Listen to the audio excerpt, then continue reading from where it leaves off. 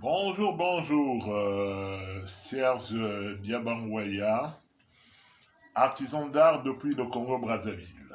Alors, j'aimerais vous parler de la filière poterie dans mon pays.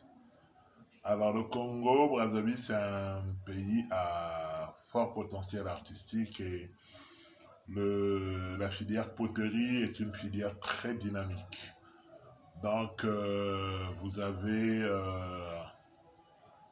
je vais commencer par la poterie traditionnelle parce que c'est elle qui met mieux en évidence notre identité culturelle. Donc, vous avez dans certaines de nos contrées la poterie traditionnelle qui fonctionne très bien, où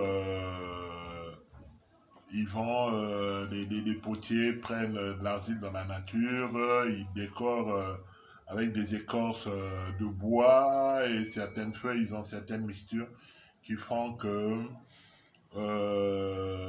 ils vous présentent une poterie bien décorée.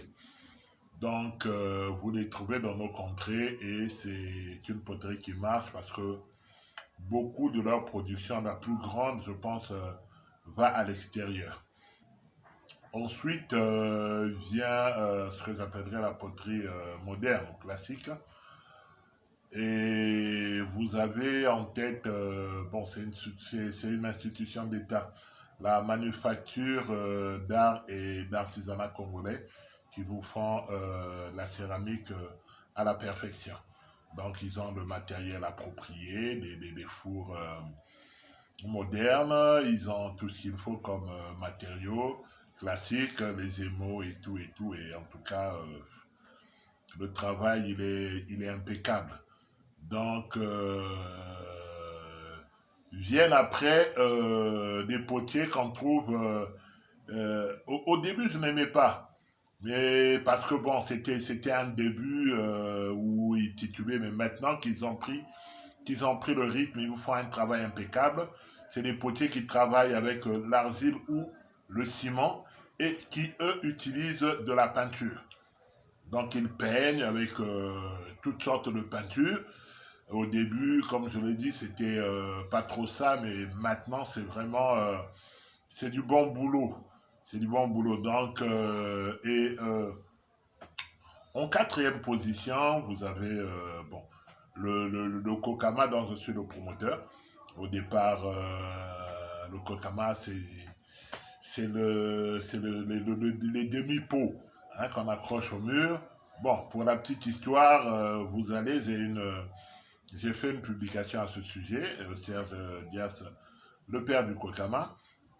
Vous avez toute l'histoire et vous verrez en vidéo, en image, l'évolution du Kokama qui aujourd'hui devient un concept. Donc moi, je viens en dernière position et ma particularité, c'est l'utilisation exclusive des matériaux naturels de mon pays.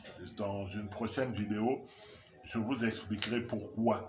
Et ça m'a permis de vite me distinguer et je me sens très à l'aise dans ceci, dans cette démarche parce que si les matériaux classiques coûtent très cher, moi j'ai pour fournisseur la nature. Donc le Congo, c'est un pays gâté par la nature. Vous avez des matériaux naturels à foison, des terres, du bois et tout ce que vous pouvez imaginer.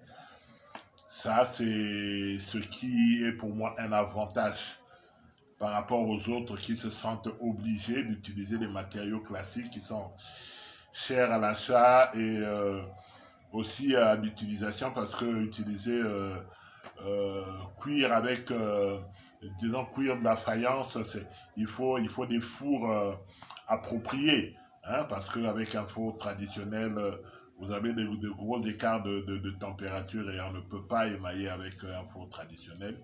Et moi, voilà, je ne me casse pas la tête. Aujourd'hui, j'ai pu me distinguer grâce à l'utilisation exclusive des matériaux naturels. Alors, je vous l'avais promis, je disais et je le dirai toujours que quand je donne un titre à une œuvre, ma parole n'est pas parole d'évangile. Parce que moi, je pense et je crois que lorsqu'une personne est attirée par une œuvre d'art, c'est qu'elle a senti quelque chose. Et pour moi, la perception de l'observateur est très importante. Ça permet justement de voir que votre œuvre a une âme, elle vit. Et 100 personnes, pour une œuvre, vous avez 100 perceptions différentes. Pourquoi casser la perception de l'observateur? Nous, des fois, nous inventons. Hein, je peux, comme ça, bon, je n'ai rien euh, à dire. Bon, je vais inventer un titre pour donner, juste pour donner un titre, mais j'aime bien écouter ce que disent les observateurs parce que c'est vrai. Donc, c'est des vidéos que je vais publier et cette rubrique, je l'ai intitulée Place à l'observateur. Donc, je vous laisse observer cette pièce. Vous me dites depuis où vous me suivez et vous dites ce que vous ressentez par rapport à cette pièce, ce qu'elle vous dit, ce qui... Ben, si elle ne vous dit rien, ne vous dit rien. Mais si elle vous dit quelque chose, dites-moi ce qu'elle vous dit. Et si vous pouvez donner un titre, donnez un titre. Et moi, je prendrai votre parole pour parole d'évangile parce que je ne pense pas que quelqu'un comme ça puisse parler pour le plaisir de parler. Il y a toujours quelque chose qui retient l'attention et c'est de ce quelque chose dont moi j'ai besoin et pour valoriser mes œuvres. Donc n'hésitez pas à me dire d'où vous me suivez et ce que vous pensez de l'œuvre et donnez-en un titre si cela est possible. À la prochaine. Merci.